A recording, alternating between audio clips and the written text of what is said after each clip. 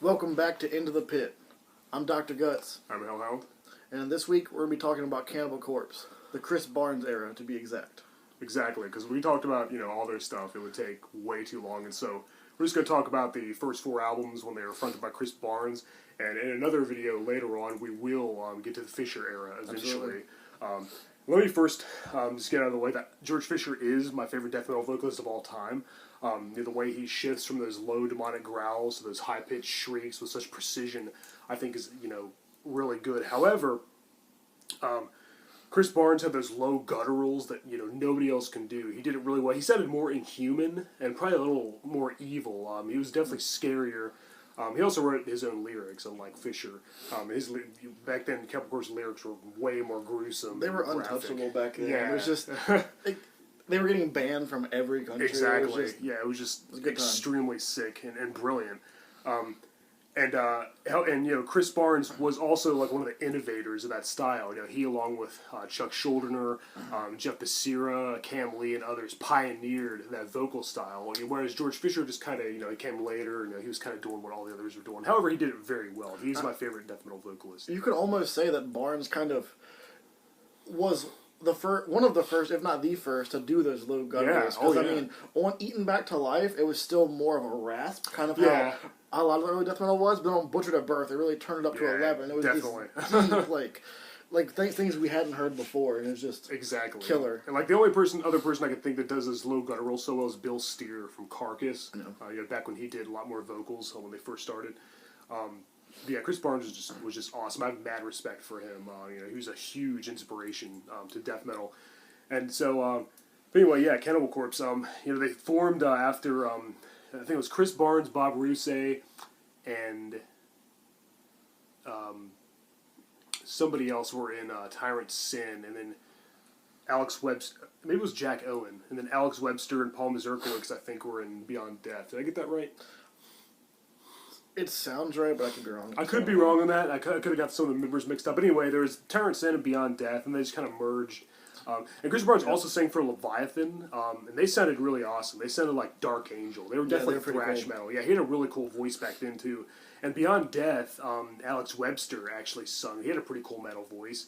And when Chris Barnes left Beyond Death initially, Paul Mazurkiewicz actually sang, and he did some high-pitched falsettos like King Diamond, and they both sounded good. Yeah, for more info for that, watch the Centuries of Torment DVD. Yeah, it talks a lot about it. I mean, it talks about it for 7 hours, so you get a lot of info there. Yeah, I really wish one of them would release an autobiography as well, so I love reading about it. Yeah, it'd be killer. Yeah, definitely. There's Alex Webster, because he's just been there. Yeah, he's his band. He's done so much with the band. Yeah. I mean, so has Paul Mazurkiewicz. Paul Mazurkiewicz's been there from his beginning. But at the same time, I think Alex Webster's done more in the way of songwriting and whatnot. Sure. Yeah, both of them have been there from the beginning. They're the longest lasting members. But anyway, the Barnes era. First album they did was Eaten Back to Life. 1990? 89, I think. Was it really? Oh, yeah. Well, yeah, 90. Well, I guess it was recorded in 89. Yeah. Whoops. Around that time. Early death metal. Let's go with that. Yeah. And this album featured kind of a more thrash sound. It wasn't as heavy as some of their later works. There's definitely a thrash influence there. Like I had mentioned before, it had more of the raspy style, whereas he kind of shifted to the more guttural style on their second album. Exactly. And this is the first album I ever purchased by Cannibal Corpse, back when I was first getting into death metal. And when I always saw their albums in the store, I always thought, good Lord, look at that, And I was like, what is this? And I listened to it. The hell is happening? Yeah, they were the first death metal band I ever heard, and I think you can kind of safely say that they're kind of the Metallica of death metal. They're the most well known, maybe perhaps the most commercial. Not that they, changed their sound or anything. They held Metallica's first four albums, and after that, nothing else matters. But Cannibal Corpse, they stayed consistent. And Eaten Back to Life is, they're off to a great start. I love this album. Starts out with Shredded Humans. Yeah, it's about car crash. A brutal car crash, and the intestines being strung out from the road signs. His eyeballs come out and everything, and then there's oh my god. And then it shifts into my favorite song on the album, Edible Autopsy. Yes. Incredible. The lyrics, the pacing of the song is really cool. Mm-hmm. There's one part where you think it's over, and then the riff just comes right back in, and then it just kind of just restarts. It's incredible. Yeah, it's just loaded with great riffs. I gotta say, my favorite lineup is when they had Fisher, Pat O'Brien, and Jack Owen, but I think they were probably a little bit more creative back then. They had like more, you know, they seemed to come up with like better riffs and stuff back then. I think the music, the instrumentation was definitely better. You know, they were young and they were hungry. And as I said, the lyrics were way more brutal. This album's no exception. I don't think I could pick a least favorite song. They're all really good. Yeah, it's an incredible album front to back. Yeah, there's no filler. And really. I mean, I would have to say my favorite lineup probably be their original lineup with Bob Rousset and all them. I can see that. It's fantastic. Even on The Bleeding, when Bob Rousset left, they were replaced by Rob Barrett. Rob Barrett of Solstice and who else has he done things for? Oh, Malevolent Creation, Retribution. That incredible lineup there as well. I just love that it's the first bit with Barnes. I love the way they did things. I felt like their music was just better overall. It's just my opinion. I agree. You're not wrong. You're not wrong. I mean, I can definitely see that for sure. You know, as I said, they were probably more creative back then. You know, and the lyrics are certainly better. I really like "Buried in the Backyard," which is the closing track. I love that opening riff. It just, man, Born in a Casket, Mangled Feast. Yeah, I love Mangled. Scattered Remains, Splattered Brains. I mean, you just can't go wrong with this album. It was just, it was right up there with all the great death metal debuts. Oh, yeah. You know, Scream Bloody Gore and all that. It's a mainstay. And it really started that whole, their trend that everyone knows them for, of their gruesome artwork.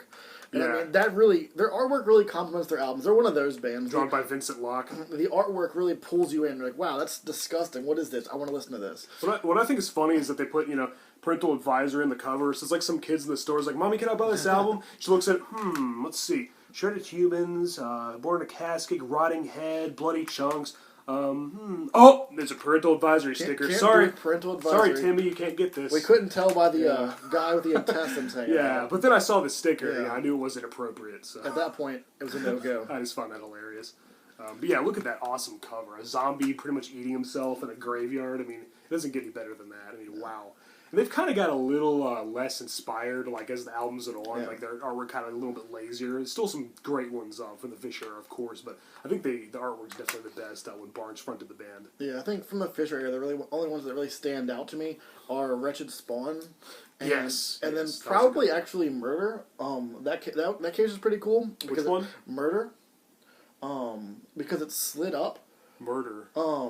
That might have been what it's called. Torture, that's what it's called. Torture, yeah. I forget those albums a lot. Yeah. But that album, it had like the sleeve over top of it. Yeah. And you showed more of the artwork. More stuff. Yeah, it was just cool. I thought that was pretty sweet. I like Gore Obsessed is a cool cover. All right, well, anything else you'd like to add about Eaten Back to Life? No, not really. Just, again, killer album. Great debut. You can tell it was their debut. The drums are kind of sloppy, but that kind of made them good. Yeah. Like, it was I gotta say, a good thing. Mazurkiewicz is kind of repetitive. Yeah. He didn't really, he didn't ever really branch out too much on drums, but it gets the job done. Yeah, he's and it fits. insanely good. Insanely good drummer. It just, kind of some of the drum beats kind of sound alike, but it's not a bad thing by any means. I'm not complaining. All right, well, on to the next one. Butchered at Birth, their second album, and this is actually an original printing. As you see, it has the original logo drawn by Chris Barnes. Alex Webster, the bassist and founding member, came up with the name, and Chris Barnes drew the logo. And yeah, just look at that artwork. Holy that's crap. by far my favorite album cover they have. Mine too, and it's definitely the most brutal. I mean, wow. Yeah, absolutely. You have like all the babies hanging from the ceiling. Yeah. The woman just massacred. Just cutting a fetus Zombies out of her. just staring at you. I had nightmares with these two zombies, and that's a good thing. It's quality artwork. If you showed this to some old lady, I guarantee it might just give her a heart attack. It'll at least make her faint. I mean, wow. Yeah, it's just incredible really artwork. Brutal. Incredible album, too. The first song I heard from this album was Covered with Sores. So heavy. I love that riff. This was definitely a lot heavier than Eaten Back to Life. It was definitely straight up death metal, whereas Eaten Back to Life had a lot of thrash elements. Meat Hook Sodomy, the opening tracks, a great song. It starts out with that pitch-shifted vocals. Yeah. It's like very Carcass-esque. It's really cool. My favorite song on the album is definitely Rancid Amputation. That song has one of the heaviest chugging riffs that I've ever heard. It's such a cool song. Such a cool song. I love Gutted because like it's just so fast paced and like never lets up. It just that just had that excellent guitar work from Jack Owen and Bob Rouse. I really wish Jack Owen hadn't left. He was one of my favorite guitarists. He's with Deicide now, or at least he was. I think he's pretty sure he still is playing with Deicide. And speaking of Deicide, actually, on one of the songs on this album, let me see real quick. I believe it was "Vomit the Soul." I believe. Yeah, Glenn Benton does guest vocals on. I could be wrong there, but I'm pretty sure that's the song. I know they had a song that Glenn Benton did. Mm-hmm. Yeah, there it is. This says Glenn Benton and Deicide and a special thanks. Doesn't say. I think you're right though. Pretty sure it's Vomit the Soul. If we're wrong, then let us know in the comments. Yeah, if we're wrong, then we're wrong. But he's a guest on one of the songs in this album. Pretty killer stuff. Hearing him with Chris Barnes is just really cool. Yeah, it was really. I wish you could have seen more of that. Absolutely was awesome. I really wish I could have seen the band in concert when they had Chris Barnes, because he had great stage presence. He would put his eyeballs back into his head, and his hair would be in his face, and he just became, he became that character that he sings about, in his songs. Like, he's, really became the embodiment of what death metal was all about. Like, he was like he was possessed, Yeah, I've seen Cannibal Corpse live with Corpse Grinder, and then I've also seen 6 Feet Under with Chris Barnes, and Chris Barnes isn't the same. 6 Feet Under isn't Cannibal Corpse. I can't get into 6 Feet Under. His vocals have really declined, whereas Corpse Grinder still sounds really good today. Yeah, Corpse Grinder's vocals are fantastic. They're amazing. Chris Barnes used to be good. Now they're just kind of a shell of what they once were. Yeah. I mean, if you're into 6 Feet Under, more power to you. Not my thing. When I saw them live, they were fine. They did a lot of Cannibal Corpse covers. They had Ola Englund on guitar, and they also had Steve Swanson on guitar. So that's a pretty cool guitar duo right there. I think that Alan West at one point, didn't they? It's possible. They've gone through a lot of lineups. But I mean, they weren't bad. But it was mostly early Cannibal Corpse covers they did. So I mean, I can't really complain. There you go. But he would try to hit those high notes he used to hit. It would just come off as this weird shriek that didn't work with the mic. It was almost ear shattering. So I really can't stand those cover albums that they do. Oh my god, they're just ruining so many classic, so many great songs. A lot of classic rock and stuff, and just not good at all. I did get hit by his dreadlocks though when he was doing a circle. I bet. So that was kind of cool. I feel like I could get hit by his dreadlocks from here. So that was kind of cool because we saw him in this weird little cafe that was really? it was just a floor, and I was just standing right beside Chris Barnes while he was singing. Oh wow. So that was kind of cool, but again, 6 Feet Under is not really my thing. Yeah, that's interesting. Yeah. I still have mad respect for Chris. What he did in Cannibal Corpse was, just amazing and hugely influential. Untouchables, incredible stuff. Exactly. Yeah, just second to none. Regardless of how he is now, I mean, like I said, it early happens. albums are so good. A lot of singers decline. Plus, he's probably so stoned that he just doesn't really. It's an accurate statement. Yeah. All right, on to my favorite album by Cannibal Corpse. Tomb of the Mutilated. Yes, we agree on that. Another incredible thing of artwork. Yeah, another great artwork. Really sick and demented, as usual. Keeping up with the tradition. Incredible. Vincent Locke did a great job on their artwork. Wow. Absolutely. And this CD has possibly their most popular song on it. Hammer Smash Face. Yeah, the opener. Incredible. It has that cool bass solo right at the beginning. And I mean, it's really popular in the death metal community for a reason. It's an incredible song. I love that little bass line. Alex Webster. He's a phenomenal. He's one of my favorite death metal bassists, actually. Yeah. Him and Steve DiGiorgio, if you consider him a death metal bassist. Well, he's playing death, so he does thrash and death. He does it all. Yeah, he's a virtuoso as for well. Sure. Yeah. But this album's incredible, and I mean, they really turn it up. Like, they have songs called "Entrails Ripped from a Virgin's Cunt." Yeah, I mean if that's not the sickest thing you ever heard, then you might have to. It might be time to. Yeah, it's so many good, just disgusting tracks on this one. Yeah. I Come Blood, Addicted to Vaginal Skin, the riffs, Necro Pedophile. That little line at the beginning of Addicted to Vaginal Skin gets me every time. Yeah. So, I just took that knife and I cut her from her neck these CDs down cases are messed to her anus. Yeah, this is ridiculous. This is the last album with Bob Rouse on rhythm guitar, and he was actually my least favorite guitarist Cannibal Corpse had. I think replacing him was a good choice. As I said, my two favorites were Jack Owen and Pat O'Brien, but he still wasn't great on the first three. Let me just read an excerpt here from some of their lyrics. I find a really sick one. I came blood inside of her, choking on the clot, gagging in my snot, gushing blood from her mouth, bloody gel leaking out. Body buried in a shallow grave, and marked for none to find. The sickness I've left behind, undetected go my crimes, greatest thrill of my life. The sad thing is, that's not even the grossest thing I've read. Yeah, that's just a random one he picked out. That's how the album is. The album is sick. It's really good. Yeah. If you're into like old school like 80s horror and stuff, you'll be into this album. The album for you. Yeah, 100%. They should make a horror movie. I think they'd be good at that. Yeah, that'd be cool. Chris Barnes probably should have, like, back in the day. Because his lyrics are really grotesque and just really macabre, and actually put a lot of horror movies to shame. Yeah, for really. sure. I mean, wow. I mean, some of this stuff is just completely It's a really brutal. vivid, really gory picture. And the guitars are just insanely heavy. Yes. Especially for it being in the early 90s. I believe this album was 92. Yeah, you're right. Yeah, this album came out in 92. Insanely heavy. They were playing on solid state amps back in the day. I want to say Crate Blue Voodoo, but I could be wrong about that. But the tone they got from it was just insane. Stupid heavy. Every riff you felt like in the pit of your stomach, and especially with Paul Berserkowicz's drums just all over the place, melting your face off. The entire album. Alex Webster's bass line. It doesn't let up from front Chris to Barnes' back. growls. Yeah, Chris Barnes' growls are, in my opinion, at their best here. Definitely. Because this is definitely his best vocal performance. On Butchered at Birth, they were heavy. On this album, they were almost inaudible at times because they were so deep. Exactly. But he would go from that to this perfect rasp. It was just incredible. Post-mortal ejaculation. Incredible vocal range shown on this album. Incredible guitar work. Amazing bass. It just really the bass really holds this album together. It's the glue that brings this album. It's the backbone into what it is. The incredible rhythm masterpiece that it really is. I mean, I can't really say much more. Too mutilated. I love it. Death metal perfection. Flawless album. Their discography. And now we move on to The Bleeding. The Bleeding. With one of its many covers. Yeah, first album they did with Rob Barrett, who replaced Bob Rousset. Yeah, they released a lot of different covers, and as you see, it's a re-release. It's got the new logo after Barnes left. I personally love Rob Barrett as a guitar player. Retribution by Malevolent Creation is one of my favorite death metal albums of all time. Full cover. Like, of all time. So good. Solstice, the band Solstice, I don't know if you ever listened to them. He played guitar and did vocals for them.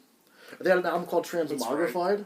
It's really good. It's more on the thrashy side, but still pretty death metal. He does more of like a shouted growl than a guttural growl. Comes out really good. And in this album, this is the first album with him. And then he did Vile, I believe, before he left and came back on Kill. Pat O'Brien after that. Yeah, then he came back on Kill and replaced Jack Owen. Yeah, first he replaced Bob Rousset, then he came back and replaced Jack Owen. So I mean, he's been with the band for quite a few albums. Yeah. He's an incredible guitar player. Definitely. I mean, he's definitely right up there with the best of them. I just slightly prefer O'Brien and Owen. They're my two favorites. O'Brien has more of a melodic feel, especially with his solos he does. True. But a little cleaner. Rob Barrett should do backing vocals. That would be incredible. Awesome, yeah. I've always thought that since I heard Solstice. I think it'd be really cool to have like right now, like him and if Corpse Grinder was doing something, and he comes in behind him with a shouted vocals. That'd be awesome. Yeah, that'd be killer. Alex Barrett could do some as well. I just listened to Alex Webster. Alex Barrett. Who am I talking about? Rob Barrett. Alex Webster should do some as well. If you've heard Beyond Death, that'd be cool. Good job. Absolutely. Yeah, this starts out Staring Through the Eyes of the Dead, which is basically about a patient like in the hospital, they're operating on him, but he's like still awake. Or is it like he's in the morgue and they're doing an autopsy? I don't remember. He's feeling it. It's something, either one. I literally just listened to this album as I was pulling in. Yeah. And I forgot how good Staring Through the Eyes of the Dead was. It's such a good song. And then, of course, incredible. Yeah, of course, Fucked with a Knife. That's an iconic riff. Yeah. That riff is so good at the beginning of that song. And then my favorite song on the album, one of my favorite Cannibal Corpse songs of all time, Strip, Rape, and Strangled. Yes, that used to be my ringtone on my phone. I love that song. It's so good, just like the rhythm. It gets stuck in your head, and it's a death metal song. That's weird, but it works.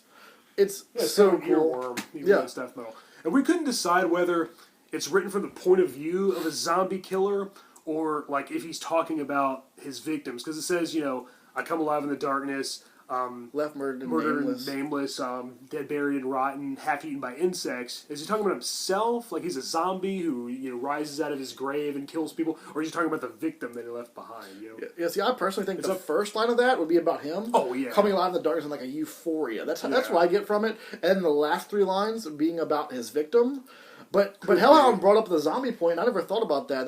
that's pretty clever. If that's what they're talking about. It's probably up for interpretation. I mean, a lot of their songs are written from the point of view of like zombies or somebody's being attacked by zombies. So, but I think you might be right with the Jack the Ripper influence as well. Yeah, it seemed the songs always seemed very Jack the Ripper to me. I mean, I know obviously not exactly Jack the Ripper, but it has some very Jack the Ripper-esque elements in it, where it seems like he's like going around stalking in the night victims, like seems to be women and whatnot, who seem helpless or nobody cares about them. That's what I get from it. Yeah, it's really horrifying. It really is if you think about it. And yeah, a lot of lyrics are obviously inspired by serial killers like Ed Gein and Jeffrey Dahmer and all them. For sure. In addition to like horror movies and stuff. And they always say in interviews, "Oh, it's just fantasy. It's just fictional. It's about zombies and stuff, and it's all entertainment." And they're right. Anybody who takes the lyrics too seriously and starts wanting to do the things that's depicted in the words, probably has a problem. Absolutely. I mean, that's something I've always been big on, is lyrics shouldn't be censored. I agree. I hate censorship. It is a piece of the person's imagination, whether it be something fictional or something that happened in their real life. I mean, it can be anything. And the thing is, it's just a form of art. That's what it is. It's very grotesque, violent art, but art nonetheless. It's just amazing stuff. Oh yeah, I love Cannibal Corpse, especially early Cannibal Corpse. Yeah, the Bleeding's definitely great. That's where they really shine for me. Is their first 4 albums. Not saying I don't like Corpse Grinder, because I definitely do. I'm not one of those people who's like, oh, Cannibal Corpse isn't Cannibal Corpse after Chris Barnes left. Yeah. That's not me. I do like Corpse Grinder as well. God, yeah. Some of the stuff with him has been hit or miss because the music has been lacking at times. I agree. Like Evisceration Plague, I didn't really like Kill that Part album. 2. Yeah, I didn't really like that album at all. Good. Yeah, Kill wasn't bad. Make Them Suffer, that was a cool song. That was a good song. I really like Death Walking Terror, Bloodthirst, Gore Obsessed, Wretched Spine. I thought Torture was really good too. I thought Torture was really good, even though I called it murder at the beginning of this video.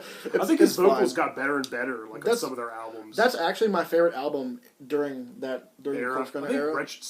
Either Wretched Spine or Gore Obsessed or Vile. Yeah. Then again, Vile, his vocals weren't they didn't get. I think they got better a little later. Vile might have been I wasn't one of his too weakest big on performances. Vile. Yeah, I think it was because of his vocals. Probably, yeah. But that scream he does at the beginning of Devoured by Vermin. Yeah, that's true. Yeah, that's pretty good. That was the first time you heard Corpse Grinder with the band.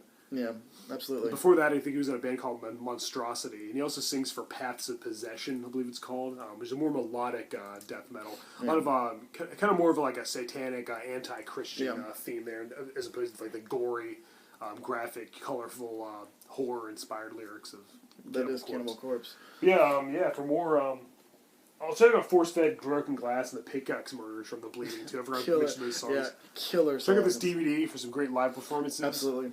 I think this was when Barnes was in the band, if I'm not mistaken. It's been a while since I watched this. I'm not sure. But all I remember was a great performance. Definitely check it out. And definitely check out Centuries of Torment. It's a documentary about the origins of the band. And also contains some special features, music videos, live performances. You get to see some tyrants behind the scenes. Yeah, and they were awesome. Yeah, it's pretty cool just to see. 3 discs, it's really long. It lasts forever. Yeah. It's incredible, though. Really good watch. Set a day aside to watch it. Yeah, great watch. Split it up a little bit if you have to. That's what I did when I watched it. I just split it in half and watched half earlier, then did something half again. But, I mean, it's really cool. You get a lot of insight behind the band, behind their early things, why they did what they did, the inspiration behind some of their art, things like that, the inspiration behind some of their lyrics. You get to see them kind of growing from being these kids, these teenagers with some anger and tyrant sin, into being these legendary musicians, adults, and kind of nerds like Corpse Grinder with his World of Warcraft. World of Warcraft. He talks more about that than he does the band. That's an accurate statement. Yeah. But he doesn't really contribute to the lyrics either, which is why I kind of do respect Barnes a little more. I just think Corpse Grinder, as far as his voice and performance goes, I think he's a little better. I slightly prefer him, but they're both good. They're both a huge part of, a very important part of Cannibal Corpse. I think when it comes to Barnes versus Corpse Grinder in just a vocal aspect, Corpse Grinder's clean. He's cleaner. Yeah, he more decipherable too. He has a cleaner vocal approach to his growls. It's more of a. It's still very, very brutal. Very brutal growls. He shifts from the two. Very incredible precision. Highs. It's his high pitched. But at the same time, you understand it's more audible than Barnes, who had these deep, low end gutturals. Like with the Barnes, like a lot of times I'm find myself looking at the lyrics and listening to it. For sure, I don't even have to. Like on Nothing Left to Mutilate, like you can tell exactly what he's saying. But yeah, both are really important. Absolutely. And I was going to say something else. I lost my train of thought. Yeah, Cannibal Corpse rules. They're a great band. Definitely one of my favorites. They're the band that got me into death metal. They're still excellent this day. Some people even look down on them, and say, "Oh, Cannibal Corpse, people still listen to them." They're like, "Yeah, I do." There's always going to be those people who like they try to be cool by acting like they don't like these things. Like, no, I don't like it. Why not? Because other people too like cool and edgy, bro. But like we said before, like we want to make a metal community, make it a positive thing. Yeah, exactly. There's no need to have like negativity and stuff like that. It's work it out in the music. Why are you bringing me down, man? But yeah, I mean, like we said, first 4 albums, Chris Barnes era, amazing stuff. Yeah. Very brutal. That's the Chris Barnes era. From the guitars to the artwork to the vocals to the lyrics, everything it's a culmination of brilliant, gory horror. Exactly. Very impressive package, and we will get to the Fisher era. Yeah, we will do a video on the Fisher era. We just figured if we did all of that, it would be way too much for one video. It would be like an hour long. Especially because there's a lot more to cover when it comes to Fisher. They did a lot more albums. A lot more albums. And but this isn't the last time we talk about Cannibal Corpse. No, definitely not. Especially, I'm sure down the road we'll do a lot more death metal discussions. So Cannibal Corpse will easily be in those discussions. You'll hear a lot more from us. Exactly. Oh, and I was going to say more about Centuries of Torment. Check that out to see why Chris Barnes was kicked out of the band and replaced by a corpse grinder, and as well as the other lineup changes like Bob Rousey leaving and all that. So it's pretty interesting. I just wanted to add that. But yeah, long live Cannibal Corpse. Great death metal band, and yes, tune in next. Oh, I also wanted to point out Dr. Guts' shirt, Azog. That's his band. Azog, check them out. They're really good. They're really brutal. It's amazing. As I say, he's a great guitarist. Appreciate it. And great musician here. If I could be half as good as him on guitar, I'd be happy. But it's all good. Hell yeah! All right, guys. Well, until next time, keep it metal. Keep it metal.